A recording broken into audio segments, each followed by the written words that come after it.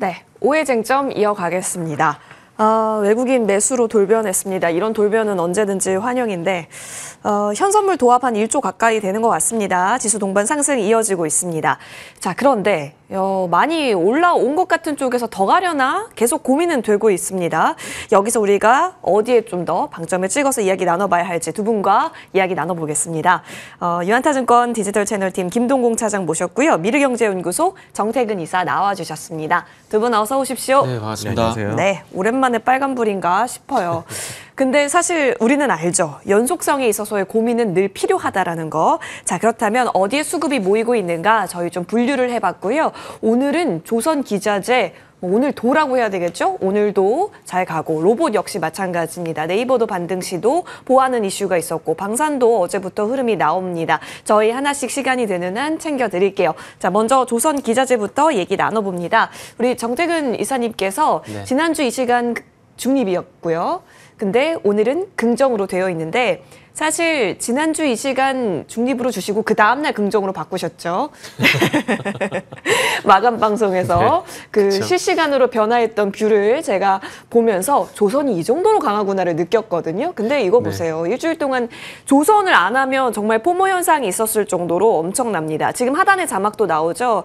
백악관 쪽에서 곧 군사적 움직임이 있을 거다라는 이야기가 있었다라고 합니다. 이 말은 즉슨 한화 쪽 필리조선소 관련해서 SNS에 언급이 나왔다라는 네네. 거예요. 기대감 증폭이 될 수밖에 없고 상선보다는 확실히 군함이 시장 사이즈가 크니까 시장도 더 크게 그러면 반응이 나오는 것 같긴 하거든요.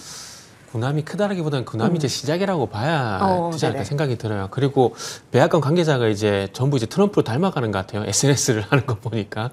그래서 어쨌든 뭐 SNS에 그 필리조선소가 배경을 해서 이게 게재가 됐는데 좀 기대가 많이 올리는 것 같아요. 일단 지금 미국이라는 그 자국 내에서 소위 말하는 우리가 얘기하고 있는 LNG 운반선을 건조할 수 있는 조선소는 일단 필리조선소가 굉장히 유력하게 뜨는 상황들이고, 그리고 트럼프 같은 경우도 아시겠지만 미국 최초의 LNG 운반선이 만들어지길 원하고 있는 상황입니다. 그래서 이런 것들이 맞물리게 되면서 일단 뭐 군사적인 부분뿐만 아니라 군함뿐만 아니라 이 LNG 운반선이라는 그 초대형선에 대한 건조 기대감도 상당히 많이 좀 반영이 되고 있다고 봐야 될 것 같아요. 그리고 그 이전에 제가 말씀드리고 싶은 부분은 일단은 조금 제가 뷰가 지난주에 변했었는데 예. 일단은 그 알래스카 회담의 어떤 영향력의 어떤 부분들을 좀 확인하고 싶어서 일단 중립의 의견을 조금 이제 낮췄다가 다시 이제 긍정으로 좀 올렸다고 보시면 될 것 같고요. 이게 사실 주가가 좀 높다 보니까 자그마한 어떤 변수가 나타나게 되면은 신경이 쓰이는 건 어쩔 수 없다라고 말씀을 드려야 될 것 같아요. 그러다 보니까 그 변수가 장기간 영향을 주는 건지 아니면 단기가 끝이 나는 건지에 대한 확인을 중간중간 계속해서 할 수밖에 없다라고 말씀 좀 드려야 될 것 같고요. 그 다시 얘기를 원점으로 돌아오게 되면은 일단 군함 얘기를 또 해야 되는데, 일단 어쨌든 뭐 지난주 이제 마감 방송도 말씀드렸지만은 현대미포조선과 현대중공이 왜 합병을 했는지에 대한 부분들을 충분히 말씀 좀 드렸었습니다. 결국에는 이제 MRO고 최종적으로는 군함 건조라고 봐야 되지 않을까 생각이 들고 있는 상황인데, 일단 어쨌든 우리나라가 지금 LNG 운반선 중심이었던 그 초부가 가치선 요쪽 같은 경우는 상당히 업력도 좋고 수준을 많이 쌓아가고 있는 상황들입니다. 그러나 그거 외에 어떤 상선 건조를 봤을 때 중국의 그 추격이, 그리고 중국의 어떤 전밀이 상당히 높고 위협이 좀 많이 되고 있는 상황들입니다. 그러니까 중국의 저가 공세, 그러니까 중국만 끼게 되면 저가 공세라는 얘기를 계속 하게 되는데 조선속도 마찬가지인 것 같아요. 그래서 뭐 탱커선이라든지 컨테이너선이라든지 아직까지 중국이 계속 위협이 되고 있는 상황이다 보니까 우리가 잘하고 있는 고부가 가치선, LNG 운반선은 왜 어떤 것들을 이제 공략할 것인가 하다 보니까 함정 분야 쪽으로 이제 집중을 하게 되는 것 같아요. 어쨌든 이제 미국이 계속해서 군함을 늘려가게 되면서 군함 건조를 할 수밖에 없는 상황인데, 지금 어떤 미국 영향을 보게 되면 쉽지 않다라는 것이 결론이고, 그 스스로 우리가 가질 수밖에 없다. 우방국 중에서 일본이라든지 우리나라 쪽 줄 수밖에 없는데, 그 일본과의 싸움에서 우리가 좀 입지적인 부분에서 조금 앞서 나가기 위해서 일단은 이런 조치들 좀 하는 것 같습니다. 뭐 국내 쪽 같은 경우는 이제 현대중공업이 현대미포선이 가지고 있는 드라이도크 2개를 활용해가지고 군함 건조 가능한 부분에서 말씀드렸고, 그리고 미국 쪽 같은 경우는 또 이제 하나 오션이 또 아시겠지만 필리조선 인수를 하게 되면서 여기에 어떤 또 이제 설비 증설에서 나서게 될 거거든요. 그래서 그런 부분을 통해서 군안 건조를 군안 건조를 노리게 될 겁니다. 그래서 MRO에서 조금 이제 발을 맞추고 난 이후에 제가 지난주에 마감 방송에서 ST 엔지니어링 기업이 40년 동안 미국 MRO 담당해왔던 그런 업력 때문에 밀렸다고 말씀드렸는데 어쨌든 군함을 시작으로 해가지고 그 이후에 이제 아시겠지만 LNG 수출 기지 프로젝트 이런 것들이 진행되게 되면 운반선이 필요할 수밖에 없는 상황입니다. 이렇게 본다면 미국 내에서도 군함이란지 LNG 운반선 포함해서 300척 넘는 그러니까 400척에 가까운 발주가 진행될 수밖에 없기 때문에 그 물량을 가져오기 위한 어떤 작업이다라고 좀 보시면 일단 될 것 같습니다. 확실히 그 군함 이슈 나오고 네네. 세진중공업이라든지 HJ중공업이 강세를 보이고 있습니다. 뭐 삼성엠텍과 같은 쪽도 네네, 새로운 그쵸. 종목으로 부각이 되는데 HJ중공업은 이제 좀 차익 실현 단계인가? 오늘 좀 네네. 윗꼬리를 달긴 했어요. 여전히 그 캐나다 이슈가 나오기 전까지는 충분히 왔다 갔다 물량을 넣었다 뺐다가 가능한 걸까요?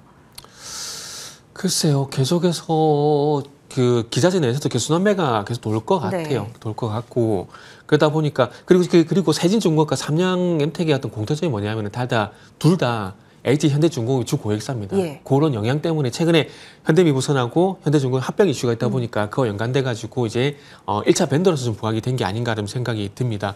그리고 이제 앞으로 뭐 삼성중공업 쪽도 어떤 모멘텀이 나올지 모르겠지만 뭐 그쪽으로 옮겨가게 된다라면 또 그쪽으로 순환매가 돌 가능성이 높은데 뭐 그런 관점에서 보게 된다라면 뭐 SNCS 같은 것들이 앞으로 삼성중공업으로 넘어가게 되면은 또 부각될 만한 어떤 모멘텀이 있는 종목이라 말씀드릴 수 있을 것 같아요. SNCS 같은 경우는 삼성중공업이 뭐 14.99%인데 15% 지분을 가지고 있다라고 보시면 될 것 같고요. 그리고 또 이제 현대중공업 관련돼 가지고 세진중공업하고 삼양엠텍이 오른 것처럼 또 이제 현대중공업 벤더로서 기대감이 있는 종목은 에이텀 이런 것도 좀 볼 수가 있을 네. 것 같아요.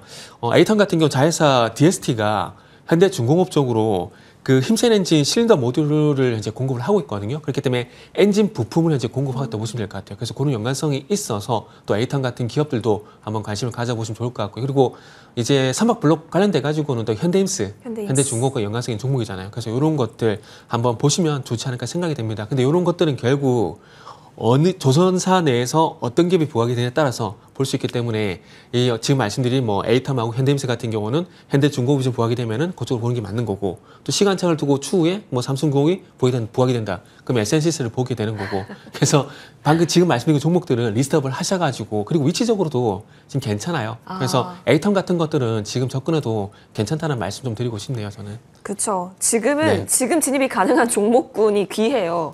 근데 언급 주셔가지고 여러분 리스트업 잘 해놓자라고 언급 주셨으니까 챙겨보시죠. 자, 그러면 저희 추가 전략 같이 들으면서 뷰 점검 받아보겠습니다. 김동욱 차장님께서는 조선주가 흔들릴까 말까 할 때도 긍정 뷰 계속해서 좋게 볼 수 있는 부분이 있다 말씀 주셨는데 여기에 군함 사이즈가 붙으니 더 폭발적인 시세 나옵니다. 그 가운데 HD 현대 라인으로 저에게 언급 많이 주셨습니다. HD 현대중공업 지금도 여전히 예쁜지 그리고 HD 현대 마린솔루션도 언급을 주셨는데요. KB증권 쪽에서 9월 리포트 조선주 탑픽 종목에 HD 현대마린솔루션이 있더라고요. 그래서 지금 HD 현대마린솔루션을 뚫어야 할 자리를 놓고 경쟁 중인데 지금 굉장히 중요한 구간 같거든요. 점검해 주세요. 뚫리면 주가가 좀 더 갈 수 있는 위치다라고 좀 네네. 볼 수 있을 것 같고요. 조선산업에 대해서는 좀 이것들을 조금 눈여겨보시면 좋을 것 같아요. 사실 현재 시장들이 조금 옆으로 눕는 그런 모습들을 하고 있기 때문에 대부분의 업종들이 좀 누워 있습니다. 그리고 조선기자재주들이 조금 그래도 뚫고 올라가는 모습들을 하고 있기는 합니다만 그 안에서 악재들이 없었던 것들은 아니거든요. 뭐 중국에 이제 수주 경쟁이 나온다는 이슈도 한번 나왔었고 그리고 이제 노란봉투법 네. 이야기들 나오면서 거기에서의 주가 하락들도 있었습니다. 그래서 호재와 악재가 지금 첨예하게 좀 대립을 하고 있는 광경인데 어쨌든 꾸역꾸역 계속해서 고가들을 만들어내고 있다는 이야기들은 지금 현재 시장에서 이제 좀 기대감들이 조금 더 부각되고 있는 측면들이 좀 많이 있다라고 좀 볼 수 있을 것 같고요. 그리고 조선 섹터 내에서 한 가지 좀 생각을 해봐야 될 것들은 이번에 이제 미국 정부가 이제 원래는 이제 미국에 운항하고 있는 배들은 미국 미국에서 등록돼야 되고 미국에서 만들어야 되고 거기 있는 승무원들은 전부 다 이제 미국 사람들이어야 된다. 영주권자나 뭐 시민권자 된다. 이런 규정이 하나 있었어요. 그게 이제 액트법이라고 존스 액트법이라고 해서 있었는데 이 법이 되게 오래된 법이었거든요. 이 법 때문에 미국 조선업이 좀 쇠퇴됐다라고 좀 보고 있는 법인데 트럼프가 이번에 여기에 대한 예외 조항에 대한 적용을 이야기를 하고 있는 상태입니다. 그렇다면 꼭 미국에서 조선을 건조할 필요 없다라는 이야기들은 미국 외에서 건조해도 된다는 이야기가 되고 그렇다면 이것들이 조금 국내 조선사들에는 좀 더 힘을 실어줄 수 있는 이슈들 된다는 것들도 한번 같이 좀 챙겨보시면 좋을 것 같습니다. 알겠습니다. 그렇죠. 지금 법 자체, 행정명령 자체에 대한 움직임을 가만히 바라보면 조선주가 움직이는 것에 대한 충분한 근거는 있으실 것 같고요. 이제 타이밍적인 문제로 우리에게는 남겨져 있습니다. 전반적으로 순환은 이어질 것이다. 두 분의 의견 공통으로 정리합니다. 자, 이어서 이쪽으로 가보겠습니다. 조선과 함께 요즘 같이 오르는 쪽 로봇입니다. 저희 PD님께서 또선이냐고 오늘도 얘기해 주셨는데 자, 또봇 봅시다. 두 분의 의견은 갈려 있습니다. 김동공 차장님 중립, 정태근 이사님 긍정인데요. 저희 중립 의견 좀 듣고 싶어요. 왜냐하면 오늘은 이제 무벡스가 상한가를 갔다가 지금 다시 재도전을 하고 있는 이유가 있습니다. 그 증권사 리포트였죠. 구조적 성장 궤도에 올랐다. 로보티즈가 사실상 그 1천억 원 증자가 결국에는 캡박스 확대를 위한 부분이고 긍정적으로 평가가 되고 있고 현대무벡스는 상반기 매출이 32% 증가했는데 하반기에 또 수주가 있을 거기 때문에 실적이 이제 뒷받침된다. 차장님 그러면 실적이 뒷받침되면 로봇주는 이제 1단계를 넘어서 2단계로 넘어가는 구간 아닐까요? 일단 중립 의견을 드렸더니 부정은 아닌 의견들을 좀 드렸거든요. 현재 시장들이 지금 약간 옆으로 눕는 구간들이기 때문에 약간 이제 좀 너무 부정적인 시각들보다는 어떤 업종들이 주도 섹터로 나설 수 있는가 이것들을 좀 탐색을 해봐야 되는 단계고 그리고 그 주도 섹터로 나설 수 있는 가능성들은 일단 좀 가지고 있다는 점에서 일단 중립 의견을 드리긴 했는데 일단 오늘 올라오고 있는 종목들에 대한 그러니까 그런 게 긍정이 아닌 부중립으로 드렸던 이유 설명을 드려본다라고 하면은 오늘 올라오고 있는 종목들에 대한 시가총액을 한번 좀 살펴보시면은 일단 뭐 러셀 746억, 그 와이트 솔루션 1187억, 뭐 하이젠, RNM 이제 뭐 1조 1000억. 뭐 이 정도 되고 있거든요. 하지만 이제 시총 최상이라고 볼 수 있는 이제 뭐 두산 로보틱스, 뭐 레인보우 로보틱스, 그리고 이제 로보티즈, 유일 로보틱스 이런 것들에 대한 시가총액을 살펴본다라고 하면 상승률을 본다라고 하면은 3% 이상 상승하고 있는 섹터들이 좀 보이진 않습니다. 그리고 이 섹터들을 조금 차트를 길게 놓고 봤을 경우를 이제 좀 이야기를 해보면은 시총 상위주들에 대한 움직임들이 명확하게 추세가 좀 전환했다라고 좀 보기에는 좀 무리가 있고 오히려 약간 중간 에서 살짝 아래 정도로 이제 뭐 모습들을 좀 취하고 있다라고 좀 이야기를 해볼 수가 있을 것 같거든요. 그렇다면 이게 시장들을 좀 끌고 갈 수 있는 리딩 섹터가 이제 되려고 한다라고 하면은 시총 상위주들부터 해서 움직임들이 좀 돌아서는 듯한 모습들이 나와야 되는데 지금 현재 올라오고 있는 로봇 관련주라고 비교되어 있는 것들은 비교적 시총들이 좀 작은 쪽에서 올라오고 있단 말이죠. 그러니까 로봇주들끼리 이제 시총 10위권들을 이제 좀 만들어 놓는다라고 했을 경우 3% 이상 상승을 하고 있는 로보티즈 하나만 지금 오늘 시장에서 올라오고 있는 상태입니다. 그렇다면 이게 기조적으로 지금 현재 좀 돌아갈 수 있는 상황이냐라고 봤을 때는 아직까지는 일단 조금 물음표를 좀 찍어놔야 되는 게 아닌가 싶고요. 다만 지금 현재 이번 정권 들어서면서부터 로봇에 대한 그리고 AI에 대한 언급들이 상당히 좀 많아지고 있습니다. 그 로봇 뭐 제조 혁신 뭐 추진 이야기를 하면서 국가 지원 사업들 공고가 계속해서 나오고 있는 상태가 되고 있고요. 그리고 이제 로봇형 그러니까 AI도 결국은 이제 로봇형 생성형 AI 된다라고 하면 국내 로봇에 대한 내러티브도 여기에 편승할 가능성들은 상당히 좀 높다라고 좀 이야기는 할 수 있을 것 같거든요.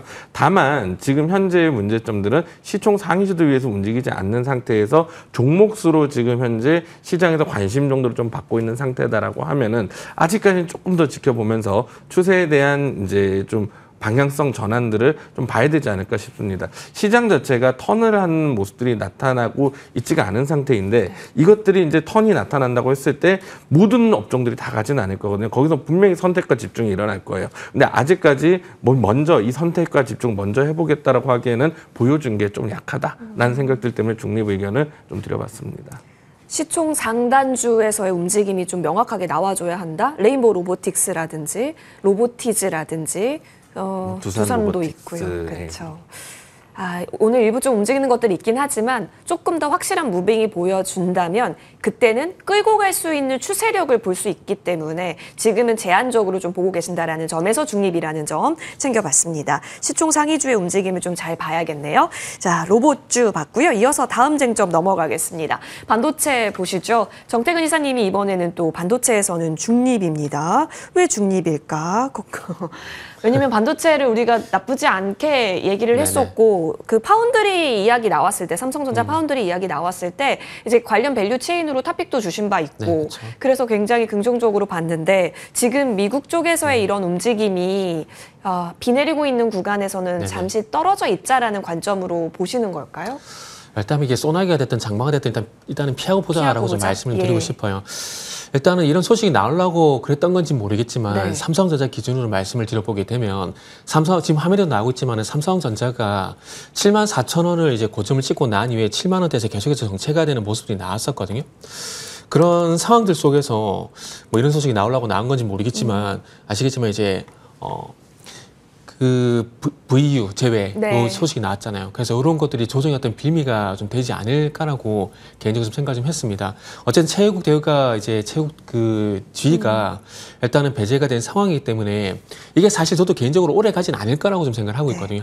그렇게 생각하고 있지만 그럼에도 불구하고 중요한 건 이게 조정의 빌미가 된다라는 게 중요한 것들이죠. 그리고 삼성전자 같은 경우는 6월달 이후에 어쨌든 뭐 8월달까지 상승이 나왔던 것은 뭐 기정사실이라고 말씀드리고 싶고 그리고 어쨌든 계속 상승이 나와줘야 되지만은 추가 상승의 계속해서 제한이 되게 되면서 이러다 조그만 악재라도 나오게 되면은 좀 밀릴 텐데? 라는 그런 조금 의구심이 있었는데 그런 것도 나타났고요. 그래서 그러다 보니까 아무래도 뭐 9월달 적어도 초중반은 좀 이런 조정의 어떤 빌미 때문에 좀 쉬어가야 되지 않을까 생각하고 있습니다. 그리고 차트적으로도 그동안 눈이 좀 말씀드렸듯이 6월달 이후에 소위 말하는 5일 이평선과 20일 이평선이 골든크로스와 데드크로스가 계속 반복해 왔었지만 6월달 이후부터는 골든크로스가 나고 난 이후부터 계속해서 쭉 이제 상승추세가 이어졌거든요. 근데 중요한 건 이제 날짜를 보게 되면은 또 이제 언제냐면은 또 이제 8월 28일 이후 보게 되면 또 5일선과 21선이 데드크로스가 나버렸습니다. 그러면은 지금의 어떤 이슈적인 측면에서 악재가 돌바르스가 나타났다는 부분들 그리고 차트적으로도 어쨌든 이제 그동안 없었던 데드크로스가 다시 한번 나타나게 된다라면은 단기적으로라도 일단 조정에 대비하는 것은 일단 맞다라고 생각을 하고 있습니다. 그리고 거기다가 하이닉스 같은 경우도 중국 이제 아직 디램 이제 생산 비중이 또 40%가량 되거든요. 예. 그러다 보니까 제가 봤을 때는 삼성전자보다는 하이닉스가 조금 더 타격이라고 생각을 하고 있습니다. 그리고 하이닉스의 차트를 보시면 아시겠지만 냉정하게 7월 17일부터 어쨌든 하락 추세로 전환이 된 상황이거든요. 그래서 그런 관점에서 보게 된다면은 일단은 어쨌든 완연하게 상승으로 전환될 만한 어떤 차트적인 신호가 나오기 전까지는 일단은 뭐 조정을 좀 기다려 보시는 게 맞다라고 생각이 들고요. 그리고 최종적으로는 지수 대형주 장세가 나오지 않을 것 같다라는 그런 생각이 좀 들다 보니까 삼성전자와 하이닉스의 어떤 주가 상승이 좀 쉽지 않다는 부분도 좀 판단했습니다. 그러다 보니까 일단 반도체 투톱은 조정이 좀 불가피하다 말씀드리고 싶고 그리고 최종적으로 제가 드리고 싶은 말씀은 요겁니다. 중국 리스크가 해소가 되게 된다라면 다시 삼성 테일러 공장 이슈가 저는 개인적으로 또 부각이 될 수밖에 없다고 보거든요. 그럼 삼성전자보다는 그 아랫단에 있는 벤더들 쪽으로 소부장 쪽으로 일단 관심을 가질 수밖에 없을 것 같아요. 지난주 이제 정말 오랜만에 상승이 나왔었는데 PSK 같은 것들 정말 오랜만에 상승이 나왔는데 갑자기 돌바르스가 발생되면서 오늘까지 또 이틀 조정이거든요. 이런 것들이 아마 다시 또 움직여주지 않을까라고 생각을 하고 있고 HPSP 같은 경우도 일단은 이게 테일러 공장 만들어진 순서가 클린룸 장비 일단 들어갔고 그 다음에 자동화 장비가 들어가게 될 거고 그러면 증작 장비에 대한 기대감들 때문에 유진테크, 원희가 FS, 테스 같은 종목들이 움직였거든요. 그리고 난 다음에 이제 필요한 게 열처리 장비 여기 보게 되면은 HPSP, LP스템 이런 것들 그 세정 장비 보게 되면은 지금 말씀드리고 있는 PSK 같은 것들 그리고 마지막에 검사 장비 같은 것들은 파크스템스 그리고 DI 같은 종목들까지 확장이 될지는 좀 더 지켜봐야 될 것 같아요. 네, 지켜봐야 될 것 같고 어쨌든 지금 중요한 건 증작 장비까지 이제 순환매가 왔기 때문에 그 바톤을 이어받아서 뭐 열처리 장비라든지 검사 장비라든지 이쪽까지 확장이 되지 않을까 생각을 하고 있거든요. 근데 이런 것들은 이제 미국 이슈가 아니라 테일러 공장 이슈가 다시 부각이 되게 되면은 후보군이니까 일단 그쪽 같은 경우 리스트업을 좀 하실 필요는 있다라고 말씀드리도록 할게요. 테크윙은 별개로 보나요? 테크윙은 글쎄요 이게 그 핸들러 관련돼 가지고 하이스 쪽으로 이 매출 비중이 좀 더 큰 부분이 있고 물론 삼성전자 안 들어간다는 얘기는 아닙니다. 그러나 하이스 쪽으로 매출 비중이 좀 커요. 그러다 보니까 하이스가 조금 이제 반등이 조금 이제 시원찮게 반등이 시원하게 나오지 않게 된다라면은 테크인 같은 경우도 좀 테크인은 좀 쉽지 않을 것 같다라는 좀 생각을 하고 있습니다. 네, 삼성전자는 21선을 잘 지지받는지가 중요하다라고 말씀 네네. 주셨는데 깨트렸죠. 그 결과 지금은 좀 추세적으로는 피해 있어야 하는 구간에서의 중립 의견 주셨고 만약에 때가 온다면 삼성전자 벤더 쪽 그리고 네. 밸류체인 내에서는 여전히 관심 가져야 한다. 그 때가 되면 또 긍정으로 갖고 나오실 네네. 거니까 저희가 또 시기적으로 잡아드리겠습니다. 자, 반도체 정리했고요. 이어서 이쪽도 뜨겁습니다. 오랜만에 방산을 오쟁에서 다뤄드립니다. 김동궁 차장님께서 긍정으로 의견 주셨습니다. 긍정 의견 듣겠습니다. 차장님, 사실 어제 뭔가 방산주가 왜 가지 싶어서 설마 전시회 하나로 갈까 싶었는데 유럽 주들에서 이제 방산주의 움직임이 나쁘지 않았던 걸 확인했고 나토 회원국의 무기 수출 한국이 2위라고 합니다. 이러한 이야기들 그러니까 실적이 뒷받침되는데 주가가 조용했으면 살만했다 이렇게 판단이 되는 것 같기도 하네요. 일단 방산주도 사실 좀 고민은 많은 섹터예요. 항상 이제 추가 수주가 좀 필요한 네. 섹터이고 지금 현재 그동안에 받았던 수주들이 일단 계속해서 반영을 할 수 있을까? 기대감에 대한 것들이 언제까지 반영이 될까? 이런 것들에 대한 고민들은 계속해서 좀 들고 있는 상태인데 일단 주가는 뭐 그래도 일단 좀 버텨주고 있는 자리이고 그렇기 때문에 좀 관심을 좀 가져야 될 것 같고요. 그리고 이 전시회 관련된 이슈들도 이제 여기에서 계약들이 좀 터져 나올 수 있는 가능성들이 좀 있기 때문에 일단 좀 단기적으로는 일단 좀 그래도 버텨줄 수 있고 약간의 우상향 정도로 만들어낼 수 있지 않을까라는 생각들을 일단 좀 해보게 됩니다. 일단 폴란드가 이제 어떤 나라인지부터 일단 조금 간단하게 좀 이해를 해보실 필요성들은 있을 것 같은데 바로 이제 러시아, 우크라이나 바로 옆쪽에 있죠. 그러다 보니까 이제 나토 국가들 사이에서는 제일 러시아에 좀 붙어 있는 나라가 됩니다. 그러다 보니까 이 전시회를 지금 30년 조금 넘은 전시회인데 여기에서 이 방산 전시회들을 계속해서 하고 있고요. 여기에서 이제 매년 그래도 계약들이 조금씩 터져 나오고 있습니다. 일단 당장 작년을 본다고 하더라도 폴란드 정부에서 이제 한 5억 달러 군사 계약을 체결한 바 있고요. 그리고 여기에서도 하나 에어로스페이스와 MOU를 체결한 바가 있습니다. 그리고 23년으로 가면 K2 탱크 추가 계약들이 들어갔었고 22년에는 자주포와 천무 계약들이 여기에서 이루어졌던 상태이거든요. 그래서 이것들을 이제 총 이제 합치고 나다 보니까 20년부터 24년까지 해서 폴란드가 이제 한국 방산 수출의 거의 절반에 가까운 46%를 차지를 하고 있습니다. 왜 폴란드가 우리나라 것들을 좀 많이 갖다 썼느냐를 좀 생각을 해본다라고 하면은 기존 나토국들 대비 좀 싸다라는 관점들이 이제 중요한 주안점이 됐고 낱개를 잘 맞춰준다라는 것들인데 이 동유럽 국가들 특징들을 좀 한번 생각을 해본다라고 하면은 돈이 엄청나게 많이 이제 있는 국가들은 아니죠. 그러니까 서유럽 국가들에 비해서 그러다 보니까 상대적으로 좀 가성비에 대한 수요들을 좀 느끼게 되고요. 그리고 러시아와 가장 좀 붙어 있는 곳이다 보니까 이번 계기들로 인해서 조금씩의 계약들이 동유럽 국가 쪽에서 더 나올 수 있는 여지들이 좀 있다라는 점들을 우리는 좀 생각을 해봐야 될 필요성들이 있지 않을까 싶습니다. 그래서 일단 이 계약 기간이 진행되고 있는 2일부터 5일 이번 주에서는 이 전시회가 진행되는 기간들 동안에서는 혹여나 이제 여기서 어떤 계약들이 체결이 된다라고 하면은 주가가 한번 상방으로 좀 업사이드가 좀 열릴 여지들이 있다라고 좀 볼 수 있을 것 같고요. 그리고 지금 현재 방산주들에 대한 대부분의 기술적인 흐름들, 특히나 이제 빅4 관련된 흐름들이 여기에서 하루 이틀 정도 올라와 준다라고 하면은 차트 모양들이 좀 상승 추세로 바뀌는 건가라는 기대감들을 좀 심어줄 수 있는 자리다라는 생각들을 좀 하고 있거든요. 때문에 이제 그 이슈들 이후에 기술적인 흐름들을 보고 들어온 자금들까지 좀 들어올 여지들이 있다는 점들에서 일단 긍정적 관점 드렸습니다. 때문에 요것들은 다음 주에 만약 이슈들이 조금 약간 소멸되는 듯한 모습들이 좀 나온다라고 하면은 다시 한번 좀 중립으로 좀 말씀드릴 수도 있는 그런 상황들이다. 요 이슈에 대해서 좀 많이 갈릴 수 있다. 이렇게 좀 이야기는 드려볼 수 있을 것 같습니다. 네, 한번 노려는 볼 수 있겠지만 추가적인 움직임을 보기 위해서는 어떤 트리거가 또 필요할 것 같고 현재 구간에서는 글쎄요. 지금은 좀 긍정이긴 하지만 전고를 노려보는 딱 그 정도의 제한된 사이즈로 보고 계신다라는 점. 스몰캡 중에서도 여러분 또 움직이는 게 있는지는 계속 보셔야 될 것 같습니다. 자, 방산 살펴봤고요. 자, 이어서 저희는 이쪽으로 가보겠습니다. 지금 현재 여러분 많이 검색하고 계시는 종목 바로 D&D 파마텍 나타납니다. 지금 알테오젠도 사실 어제 종가보다 더 높게 가고 있고 셀트, 삼바 다 올라가네요. 유한양에. 근데 지금 올릭스 보십시오.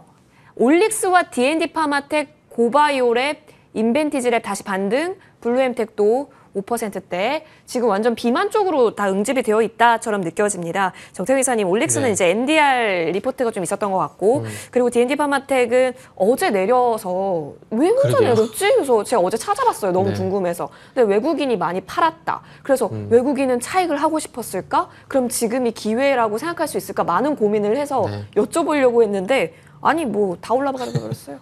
네, 그러니까 메시. 저도 궁금해서 찾아봤는데 그냥 뭐 우스갯소리가만 나오지 뭐 별게 뚜렷한 이유는 네. 없더라고요. 그 요즘 주식이 이랬으면 어려운 어려워요. 것 같아요. 네, 어려운 것 같아요. 가는 듯해서 딱 이렇게 봤는데 그 다음 딱 밀려버리게 되면 아닌가 이거 맞아요. 주춤하게 되잖아요. 네. 그러면 그 여지없이 그 다음에 바로 올라가 버리거든요. 어떡해요 그럼? 아, 그러니까 이 주식이 정말 이런 말씀드리면 좀 안 되지만 그러니까 어느 누군가 있다라면은 종목 움직이는 애들 말고는 정말 주식의 주가를 알 수가 없는 것 같아요. 정말 죄송하지만 이런 말씀도 드려야 될 것 같고 그래서 어쨌든 이제 바이오 같은 경우는 뭐 그동안도 말씀드렸지만은 금리 인하에 대한 기대감, 그러니까 작년만큼 시원스럽게 올라가는 건 아니지만 어쨌든 금리 인하에 대한 기대감이 여전히 살아있는 상황들이고 하반기 계속 제가 금리 이슈, 바이오 계속 연결시켜서 말씀드렸잖아요. 그래서 그런 부분 좀 기반이 깔려가게 되면서 일단 바이오 전반적으로 이제 엎치락 뒤치락 하는 그런 흠들이 나오고 있는 상황이라고 네. 보시면 될 것 같고요. 그 속에서 어쨌든 이제 부각이 된 기업들 같은 경우는 우리가 그동안도 말씀드렸지만 뭐 알보리팹, 뭐 알보리에 뭐 이런 기업들이 될 수 있을 것 같은데 그런 부각이 되고 있습니다. 근데 그 기업들을 볼 수밖에 없는 게 이 기업들이 주가를 현재 이끌고 있는 상황들이거든요. 그러니까 업종을 이끌고 있다는 거죠. 근데 이 기업들이 이제 집중하고 있는 부분들이 물론 이제 오늘 같은 올릭스라든지 D&D 파마텍 같은 기업들 같은 경우 뭐 개발 파이프라인에 집중하고 있지만 플랫폼이 계속 부각이 되고 있거든요. 그리고 그 중심에 아시다시피 ADC라는 네. 부분이 이제 딱 자리 잡고 있는 상황들이고요. 그러다 보니까 그쪽에 대한 부분들을 일단 먼저 보시는 게 일단 맞는 것 같습니다. 그래서 이제 최근에 아시겠지만 관련된 기업들이 상당히 강하지 않습니까? 오늘 보로노이가 그런 측면에서 강하잖아요. 맞아요. 그렇기 때문에 일단은 바이오 쪽에서 고민하지 마시고 일단 대장부터 먼저 보시고 그 위에 여타 종목들 제가 어제 11시 방송에 충분히 말씀드렸거든요. 그거 좀 참고하시면 될 것 같습니다. 네. 사실 지난주 토픽이 알테오젠이었고요. 흐름 굉장히 좋습니다. 계속해서 그렇다면 꾸준히 기술 이전 관련한 시총 상단주이기 때문에 지켜보는 것으로 정리합니다. 토픽 들어봐야 될 시간이 왔습니다. 김동공 차장님, 오늘의 토픽은 효성중공업이네요. 네, 맞습니다. 일단 관점들을 네. 한번 그동안 좀 전력 기게 하면은 북미 쪽에 일단 좀 많이 포커싱이 되어 있었지 않습니까?